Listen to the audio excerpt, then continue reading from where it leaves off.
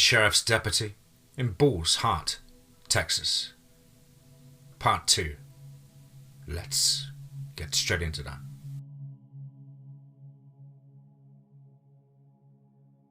I was halfway to my car before I knew it. Fresh cup of coffee in my hand. Ellie wouldn't let me leave without one. I set the cup of coffee down on the roof of the Dodge and started digging around in my pockets, looking for my keys. A scream ripped out of the restaurant behind me. It was long and loud. Sounded like someone had just stuck their hand in a deep fat fryer, or had it forced into one. Well, it startled me and I jumped, so much so that I dropped my keys. I heard a snort, which sounded suspiciously like it was at my expense. I looked over my shoulder as I bent over to grab my keys. Murray's horse, Pistola, was tied up in a parking spot, about 3 spaces down from me. It was technically against city ordinance to tie up an animal in a commercial parking lot, outside of rodeo season of course, and there was special emphasis on the undead mammals.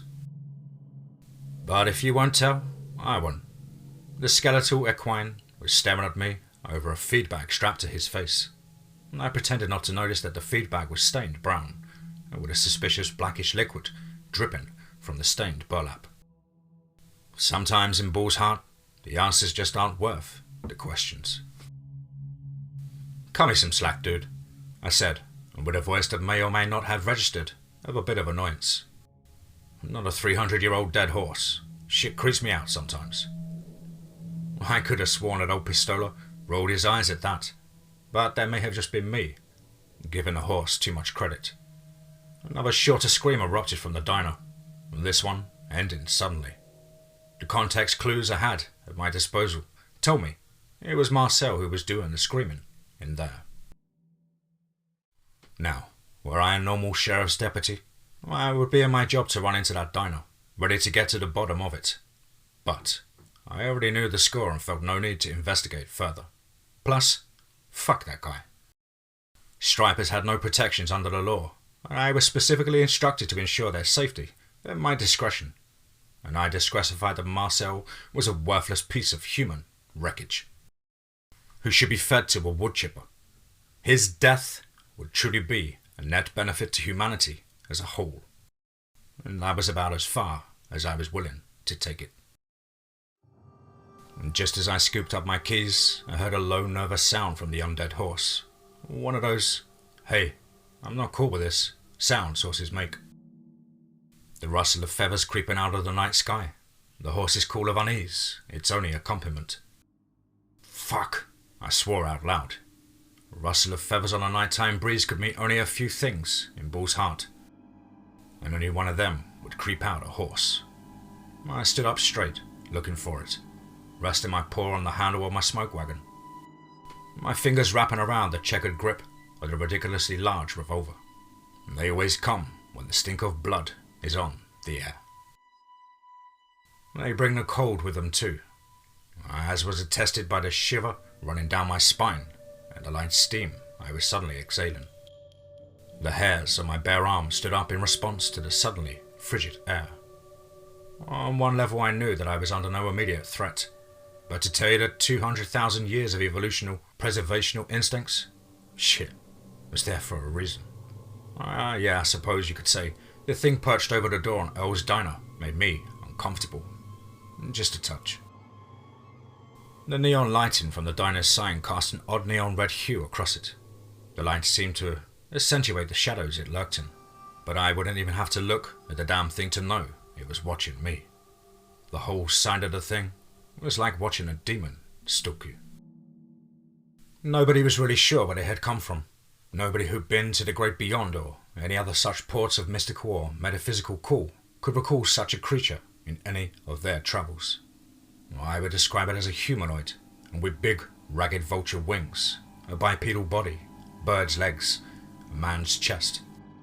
I usually saw a big fuck-off beak that was attached to a face that looked similar to a plague doctor's mask.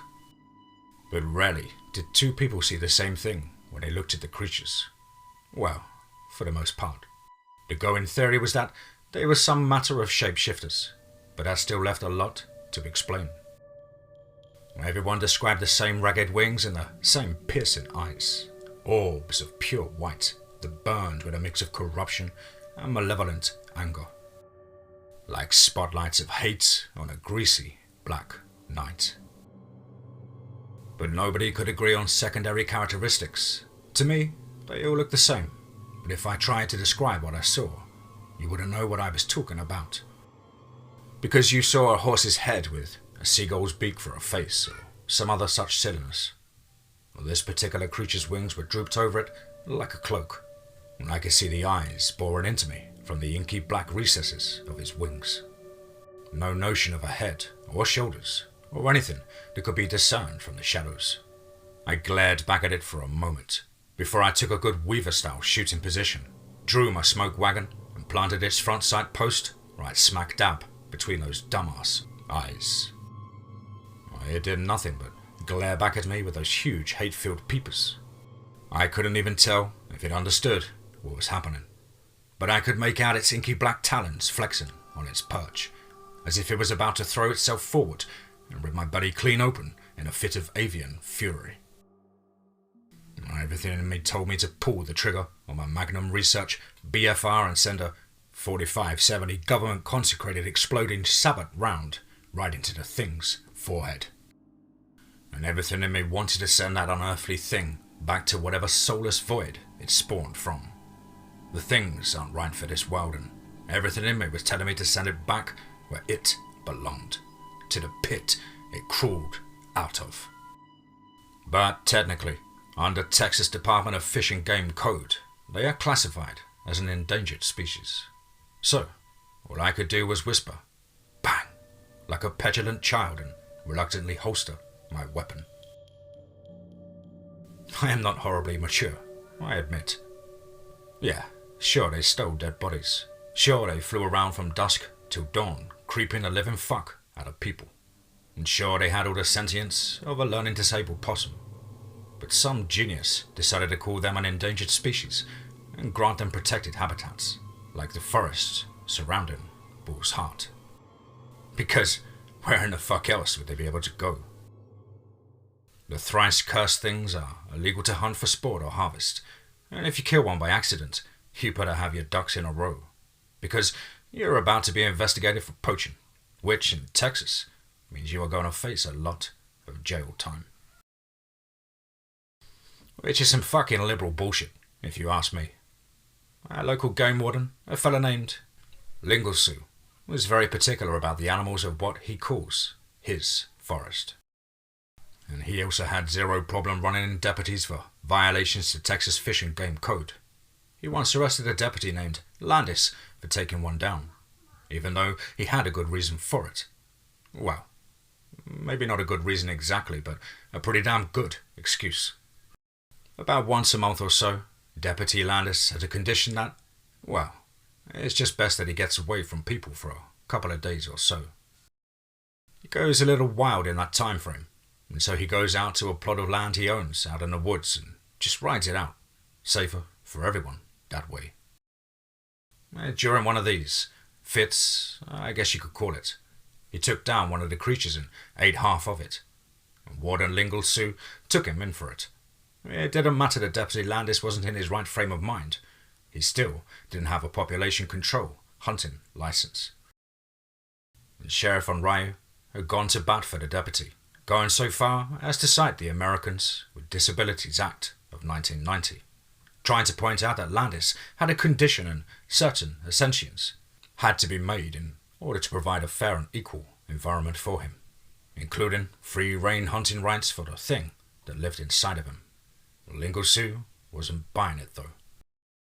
Laws be laws, the game warden had said.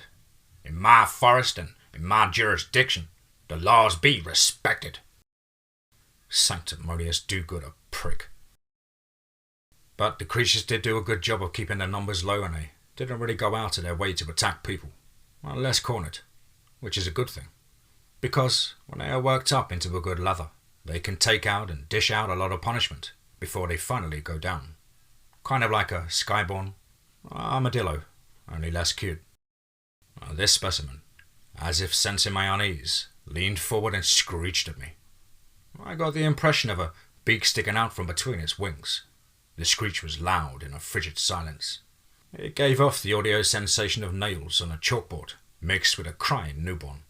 A pretty, unpleasant mixing of audible input. Then the burning eyes turned back to Pistola, and briefly wondered if the creature was going to go after the undead horse. I mean, they were Death Eaters, and technically, the horse was dead, after a fashion. I would legally be allowed to shoot at it at that point, as Pistola was technically livestock. Deadstock? Anyway, in Bull's heart, you could defend tame animals from wild animals. Especially with all the weird crap that lives in our woods. But, before I could sink much thought into it, the creature reared on its haunches, gave one last terrifying screech and took wing, quickly disappearing into the night sky. My caveman ego wanted to believe that it was because the creature was made uncomfortable by my presence. But more than likely, it figured that the staff of Toothy Elves weren't going to toss Marcel's corpse out the front door, and so there was no point in it hanging around. Either way, Pistola seemed to be okay with the end result, and he let out a sigh of equine relief as the potential predator made its exit. I watched the night sky in the direction it flew off for a moment, wondering if it was going to change its mind and come on back. They have a name. Like, we don't just call them creatures. I just happen to think the name is stupid. Real fucking stupid. Because it's not a hot chick or a winged horse swinging a sword. It is in no way, shape or form a Valkyrie. And yes, that is a hill that I am willing to die on. It's a fucking bird monster, not a chick who escorts dead warriors to the old father's table.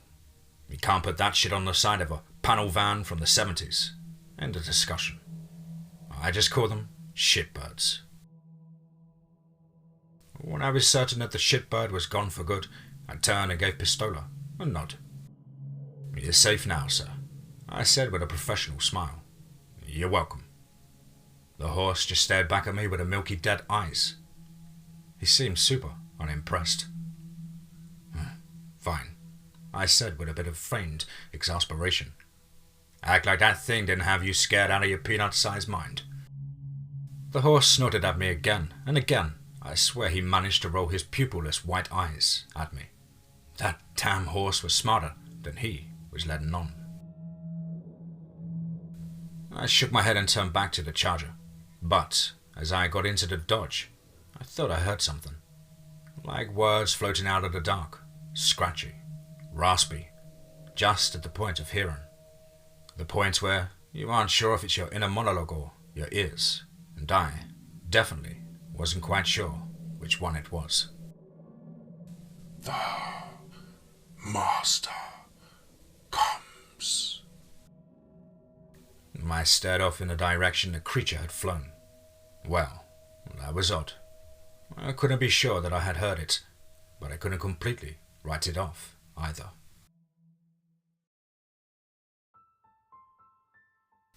I knew the way to Miller's house like the back of my hand. We were out there enough after all. The Millers were two people that shouldn't have been together, but they were also both extremely stubborn.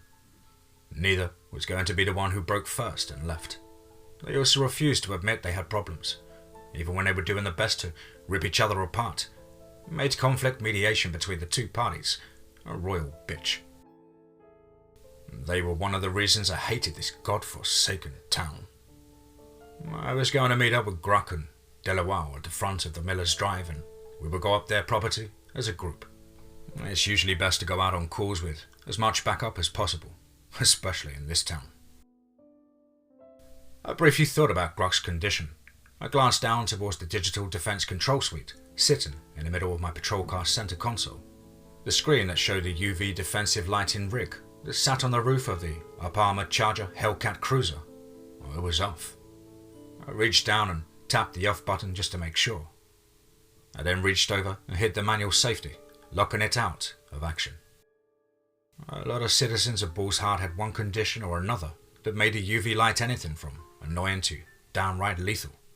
So much so that the local government classified UV lights as destructive devices. If you had some, you better have a very damn good reason for having them, or you were going to jail. Occasionally, certain people would kick up a stink about it, make some noise about it being a violation of the Second Amendment, but it usually didn't get much support because, well, it's hard to get people real worked up about light bulbs. It would have been a damn shame to take Gruck and possibly Daliwao out of action, due to some avoidable ass-hatted dipshittery.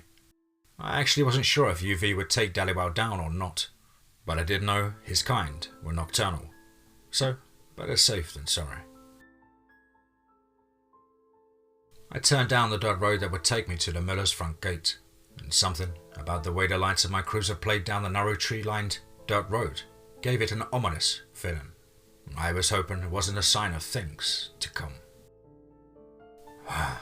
Here the fuck we go, I grumbled out loud. I saw Gruck's SUV and Daliwao's cruiser parked next to the miller's cattle gate. Gruck had to drive one of the bigger SUVs due to her massive size. More like a massive ass, I said to myself, giving myself a slight chuckle in response, finding myself hilarious. And before you ask, yes, I am aware that I am an idiot. I parked behind the big SUV and got out, but not before I let dispatch know where I was. Gem, Whiskey Hotel, 1023 at the Millers, I told dispatch over the radio. Roger that, Whiskey Hotel. Good luck. Roger. Thanks. Out. Daliwao and Gruck were standing in front of the latter's cruiser, looking up at the property.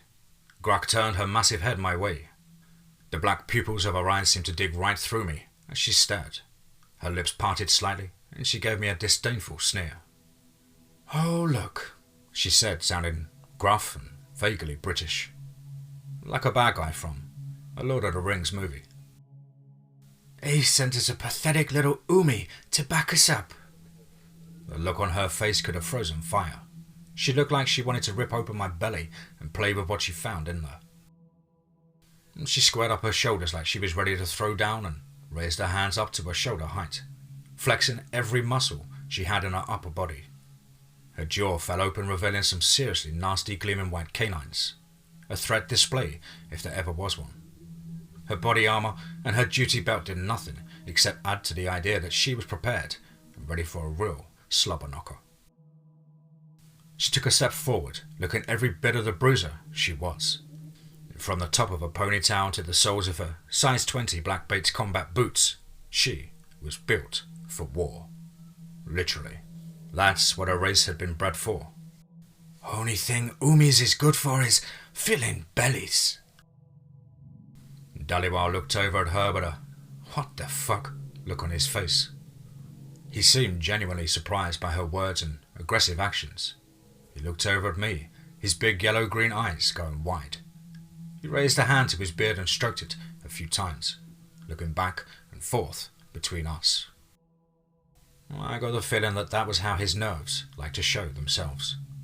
The palm of his hand faced outwards and his fingers seemed to go backwards like their joints were reversed. He was a transfer from another town like Bull's Heart, somewhere in Florida. Thunder, or maybe it's Cougar Teeth. Not that it mattered, I guess. He had only been with the sheriff's department a few weeks now, and most of that had been training time. He may have been a veteran, but here in Texas, he was the new guy, and he was still trying to figure out what was what. The look on his face said that he wasn't quite sure what he had found himself in the middle of here, but he wasn't a fan of it. I wasn't used to the backwards hands thing yet, and it was still a little weird for me. Tiger head was off-putting too, but it was easier to get used to. Seemed like a hell of a nice guy so far though. Like he was really working hard to dispel the negative views most people had towards free-form shapeshifters. He didn't need to though. He wouldn't have earned his star if he were an asshole. I tried to come up with a witty zinger to shoot back at Gruck, but I was drawing a blank. I almost went with a reliable, a Shrek reference. But I wasn't feeling it, and so I just raised my hands to the waist, making sure not to spill my coffee, and mugged a sarcastically terrified expression at her. "Ooh, scary," I said in the most mockingly, insincere voice that I could muster, rolling my eyes as hard as I could. "Cut the fucking shit, Gruck. You're scaring the new guy. Watch your language, Gruck said suddenly, dropping the bad movie orc accent like a bad habit. Her real voice sounded more like a housewife from somewhere in the Midwest. Like Nebraska or some shit. Flat but somehow bubbly. You always had a suspicion that the next word out of her mouth was going to be Opie. And besides, he isn't scared. He already knows I'm a total sweetie, she said, fixing him with a wide smile, which, despite the fact that it showed her massive fang canines, still managed to come across as incredibly warm and inviting, like someone's mum. I gave him some of my famous oatmeal cookies. Would a big nasty evil orc make cookies for the new guy? She directed her last question at Dhaliwal. He looked like he was still in shock at the rapid shift in tones. His eyes were wide and his jaw was still slightly hanging open. I could tell that he wasn't exactly sure if we were playing a game of fuck with the new guy. He shifted his gaze between our faces. He swallowed, a bit nervously. Well, his voice had that crisp English accent that a lot of educated Indian immigrants had when they learned their English at a British-founded university. You could tell from his tone that he wasn't super comfortable in the situation. The cookies. I got the feeling that he had to mentally restrain himself from saying biscuits. Did have raisins in them, so the question of you being a sweetie or something of a malicious sort hasn't really been settled just yet. It took me a second, but I got the humour. Fucker was just so damn dry in his delivery that it almost didn't land. I gave him a chuckle. I got the notion that he was going to be an okay guy to work with. Once he got settled, that is. Gruck, however, stared at him for a moment. She didn't quite give a laugh, but she did give him another award-winning smile. She placed her left fist on her waist and pointed at him with the other hand. I'm gonna have to keep my eye on you, mister, she said with a bit of humour in her voice. And don't you worry about the raisins. Just my way of messing with the new guy, I guess. But don't worry. They help a body increase blood production, and that's good for you. And me. Dhaliwal waited a beat before giving Gruck a wide-eyed, nervous chuckle, before breaking eye contact and looking down to make sure his boots were still on his feet. His timid response set me off, and I let loose a stifled laugh. I squeezed my eyes shut and laughed into the back of my hand, my side shaking. Now, Dhaliwal wasn't a small guy. He was broad across the shoulders, had fangs and claws of his own, a gun too. I didn't know him too well, but I would bet that he would take care of himself in a fight. His kind were usually pretty good with their mitts. Or at least that's what I had heard about them. That might just be a stereotype though. If it is, and any one of you out there reading this are of the Rakshasa people and have a problem with it, please know that I meant nothing by it. But when a person of Gruck's size and ability, friendly disposition or not, makes a mention of your platelet count, it could be a little disconcerting. Especially since Gruck, in addition to being one of the largest specimens of orc you would ever meet, was also afflicted with vampirism. And she was hell on wheels without the condition. Half the department had called her Mama Bear, because if you were down and bleeding and you needed someone to drag your ass out the fire, she was the one you would want arriving on scene. Believe me, I know what it's like to be laying on your back, getting the shit kicked out of you, looking up and seeing Gruck come charging onto the scene like a cross between the Incredible Hulk and Jesus Christ. But as to how she came across the vampirism, it was actually kind of a sweet story. A few years back she fell for a local gal named Maddie, and they got married. Maddie was a vampire. In good standing of course, but then again, she had to be. Because rogue vampires get run out of town pretty quick, if not staked down for the morning sun. A man by the name of Kincaid ran a local vampire coven, and he was a stickler for the rules of fair conduct which the United Nightwalker Covens and Clans of the United States, Mexico and Canada had applied to towns like Bull's Heart. Kincaid ran a tight ship, and the sheriff's department had rarely if ever had a reason to pick a fight with the bloodsuckers. Well, except that one time. But that's neither here nor there. Plus, we don't like to talk about it around here. It would be especially impolite to discuss it with outsiders. Anyway, the point is that with the vampirism accentuating her already considerable strength and hardiness, she had gone from hell on wheels to a one-woman SEAL team. Part of the lovely couple's wedding vows had been Maddie converting Gruck into a vampire. Maddie had taken Gruck's name and Gruck had taken on Maddie's condition. I had to admit, it twanged on the dusty strings of my heart. For some reason, it struck me as beautiful. To not only tell someone you want to be with them forever, but to take steps to actually do so, well, I'm not going to lie. I shed a few happy tears at the wedding. I guess I'm a bit of a softie. Senior Deputy Gruck, I said, doing my best to come to Dhaliwal's rescue. If you could quit subtly terrifying the new guy for a moment, I think we got us a wellness visit to make. If you would like to take charge and lead your valiant warriors on a crusade in the name of public safety, now will be a good time for that. Oh, party pooper, Gruck said, but she drew up to her full height and turned to look up at the miller's house. It was a white ranch-style sit-in on top of a slight hill. The lights were off and nobody appeared to be home. Okay, she said, looking down at me. First things first, cowboy. She pointed down at the Magnum Research BFR in my holster. Go to the trunk of your car and get a gun that isn't stupid. God damn it, I grumbled. 5 minutes later, we were walking up to the miller's driveway. A 5th-generation Glock 40 sitting on my holster. We had to hoof it up to the property, because the cattle gate across the driveway was locked, which wouldn't have mattered.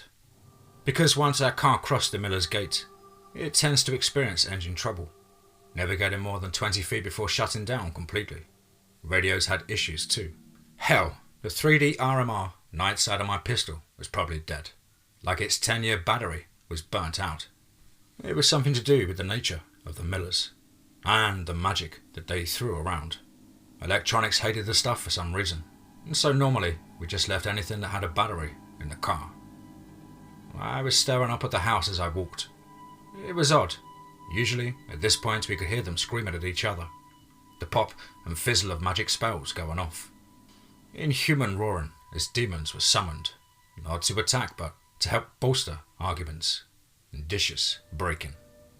Tonight, though, it was different. Dead silence. Like the house was a tomb. My eyes were going from window to window, looking for any sign of life and finding none. No fluttering curtains, lights popping on and off, and no nothing. Just the crunch of our boots on old asphalt. I almost didn't notice the temperature drop until I was exhaling steam. I shivered inside my uniform. I was just about to ask, where the fuck did that come from? When Dhaliwal spoke up. We are being watched, he said quietly. I see them too, Gruck said. All merriment lost from her voice. She was switched on now and jokes would be unprofessional. She is the AR pistol she carried off her belt. It was chambered in a .458 Sogum, and of course the entire lower was custom made to fit her gigantic hand, including a massive grip that resembled the handle of a 1911 pistol rather than the traditional AR group, making it the next best thing to a bolter. I count 12 in the trees on the west side of the clearing. I count 8 on my side, Dhaliwal replied, his voice dropping to a whisper. I can't see shit, I said, wishing I had some form of natural night vision. Valkyrie, was all Gruck said. Shit, I muttered. Language, Gruck gently admonished, without taking her eyes off the trees on the edges of the clearing. I followed her eyes out to the trees. I could just barely make out the little pinpoints of white light that would have been eyes of the shitbirds. I whistled lowly, and there were a bunch of them out there. I had never seen so many in one place. Usually, when there was more than 2 or 3 in one spot, they would fight each other. It looked like these assholes were just copping a squat and having a watch. Very odd behaviour for shitbirds. "I never seen so many," Dhaliwal said, a tremor of discomfort in his voice. I noticed that his tail was held down close to his leg. That might have been a good tactical decision to keep the appendage out of the way, or it might have been an involuntary, fear-based response. "Don't let them get to you," Grug said, her voice soaked in matronly concern. "They never come for us, just for the dead." "Yeah," I said, turning my attention to the house. "Boss lady is right. Pay him no mind." I took a sip from the coffee cup I was still holding. I was intentionally trying to look as nonchalant as possible, partially for the new guy, and partially for the fact that I wasn't going to give the shitbirds the satisfaction of spooking me twice in one night. I did my best to walk like I didn't have a care in the world. Dhaliwal looked over his shoulder at me. His eyes widened slightly when he recognized the stylized alligator on the cup, Toothy Owl's logo. "You were at Toothy Owl's earlier?" he asked me, his ears perking straight up. Was Miss Ellie working?" "Yup," I responded. "She was breaking in the new striper. Didn't go so hard for him." "Ah," the new guy said. "Do you happen to know if she is, talking to anyone?" "She talks to a lot of people," I said, playing dumb. "It's part of her job, silly boots." "Oh, no," he said, turning back to watch his side of the clearing, and the Valkyrie and the trees beyond. "I meant, is she in a relationship with anyone?" "Well," I said, continuing on the plain dumb vein, "I'm sure she has a lot of relationships with a lot of people." "Oh, be nice," Grug grunted at me. "You know what he meant," she said to me. To Dhaliwal she said, "Yes, there's a fella she talks to, but I don't know if it's serious. Tall, blonde, human.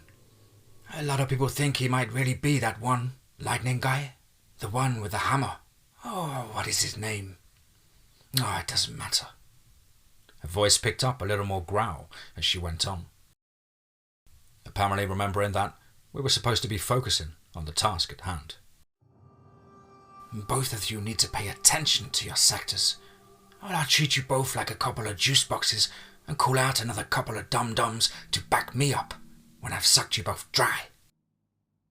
"Yes, ma'am," Dhaliwal said, responding to the matronly authority in her voice. "Yeah," I said, properly scolded, not even attempting to go for the obvious joke there. Sorry, boss." She was right.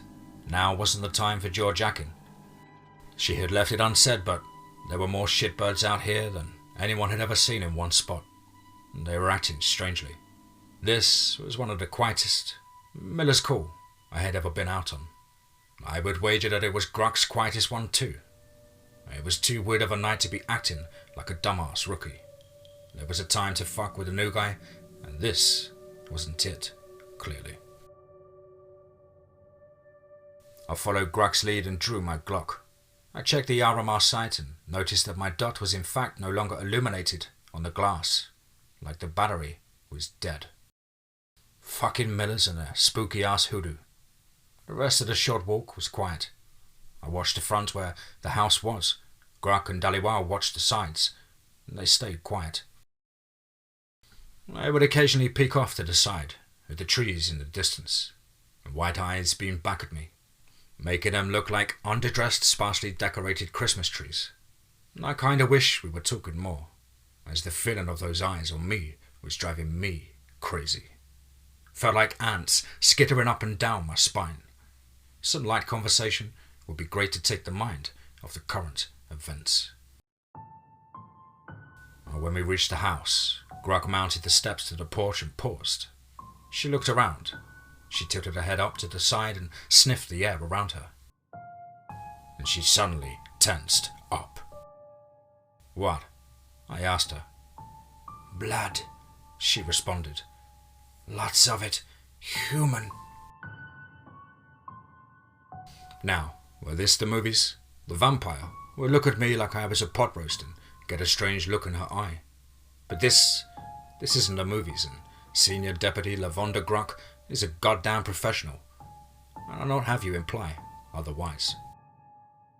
She treated it like a call for help and instantly got ready to run into the unknown situation to potentially save a life. She raised her massive pistol and trained it on the door. She motioned to me with her head, telling me to kick the door for her. She looked at Dhaliwal and patted herself on the backside, wordlessly telling him to stack on her. He nodded and did as he was instructed. I leaned against the opposite side of the door, back against the wall. I raised my leg and swung it back, giving the door a solid donkey kick. The door flew open in an explosion of cheap trim and paint flakes. Gruck and Dhaliwal flew into the house, Gruck having to duck down in the doorway so she wouldn't bang her head on the door jamb. "Sheriff's Department!" she yelled. The living room was empty of life, and there was a stone table set up where a coffee table would be in a normal house, with stone bowls and unidentifiable powders in them. Jars full of God knows what lined a massive bookshelf that covered the entire wall. Candles lit the space, some burned all the way down. Looked like they had been going for a while.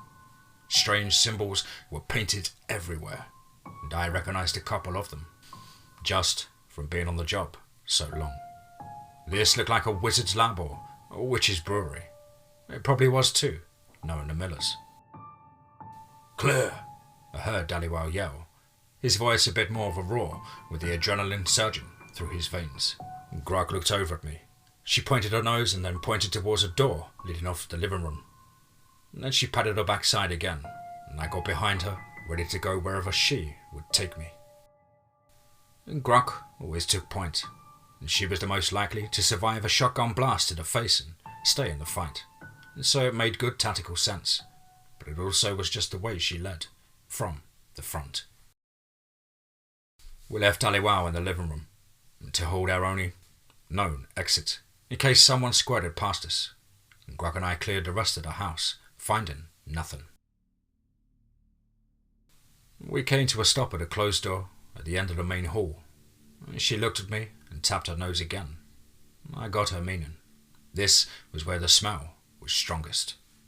I nodded and reached down for the doorknob. I jiggled the handle, finding it unlocked. I shoved it open and in went Gruck, pistol at the ready. I flowed in behind her. The smell of tangy copper hit me in the snout like a bag of hammers. I involuntarily gagged. I couldn't see anything. It was pitch dark, but I knew it was bad.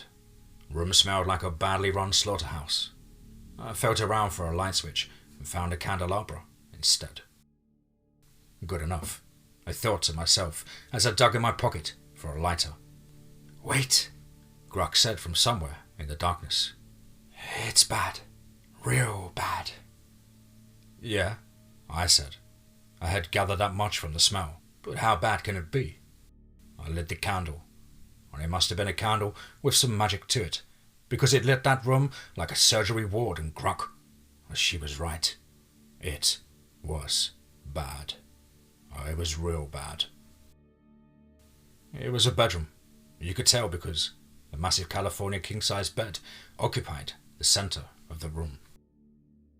The comforter was soaked in reddish-brown blood, and there was a lump of meat in the center of the bed that I slowly realized was a woman's torso. On one nightstand there was 10 neatly severed fingers, in 2 columns of 5 each. On the other nightstand was a head, devoid of a face, just a ragged skull staring at the doorway. At the foot of the bed were 2 legs crossed over each other, like an X. And I realized that various organs and bits of body were arranged around the torso in a circle. I looked over at Gruck, and she was staring wide-eyed at the wall above the headboard. I followed her gaze. The face of Giselda Miller stared back at us from the wall, where it had been nailed up like a trophy on display. Eyeless, of course, because the eyes were still in the skull. But I knew that face. It had screamed all matter of venom and curse at me before. Or there was something weird about this. Well, yeah, no shit, it was weird. But there was a strange sort of order to where everything was placed in the room. I looked over at Gruck, and she looked back at me. I saw her swallow a few times, like she wasn't sure what to make of all of this. Her face looked almost helpless, and I felt bad for the giant orc.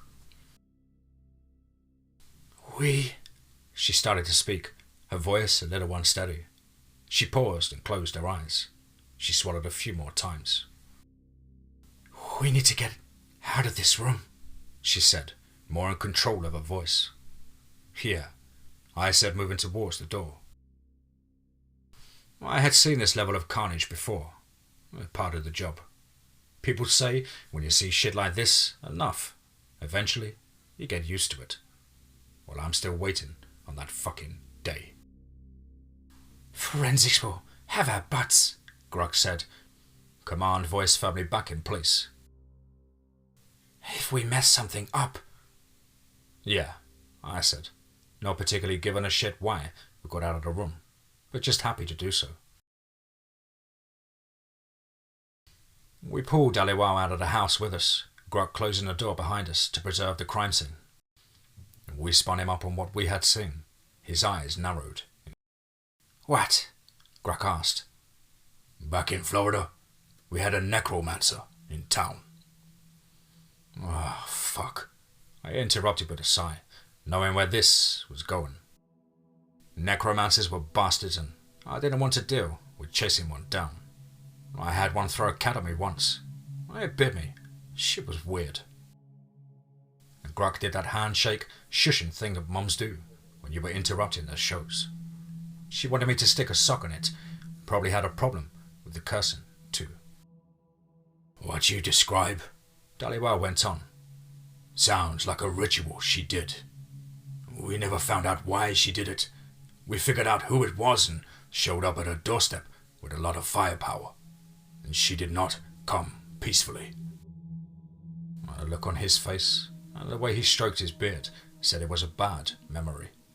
Grug had an uncomfortable look on her face too. I couldn't say I blamed her. This could be bad. If somebody was going around killing people for some silly necromancer bullshit, well, my week was about to get a lot fucking busier. There's always something with this fucking town. Okay, Grug said. So let's get down past the gate and see if we can get backup out here. I'm gonna have to wake up the sheriff, I sighed. I should be pissed if we don't, but in the meantime, we need to get people out looking for Mark Miller. His whereabouts are unknown, so that makes him our only suspect at this point. And since the powers that be have a sense of fucking humour. I heard a rustle of wings above our heads, right before about 200 pounds of meat was dropped right in the middle of our little powwow. It was a body. The legs caught me square in the chest, knocking me on my arse. The face attached to the body's head sure looked a lot like Mark Miller's face, albeit a little more battered and beaten than usual. Dead bodies have a certain look about them, and Mark Miller was rocking the fuck out of that look, broken neck and all. All three of us looked up. The Valkyrie hovered about 20 feet above us, its wings wide open, like it was riding a thermal. Its eyes blazed as it glared at us from on high. I had never seen one not skulking in the shadows. I had never seen one this brazen. The master comes,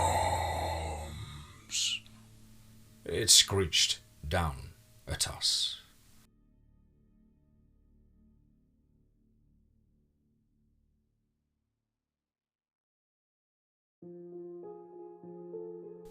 Wow, wow, wow, wow. Certainly another one. Wow. What an absolutely intriguing and chest-pounding storyline there. From the incredibly talented RevBlackRage over on Reddit. What a great mix of humour and horror. Executed perfectly by yourself there, Rev. Of course, guys and girls, you know the drill. Please do let me know what you thought down below in the comments box. Please do like and share. It really does help with the channel and our community further. And why not hashtag TeamFEAR and DMT's Cryptid crew. If you're an aspiring writer, or just want to have a crack at things like myself, please do get in touch with me at the usual email, which is dmt_fear@gmail.com. I look forward to hearing from you.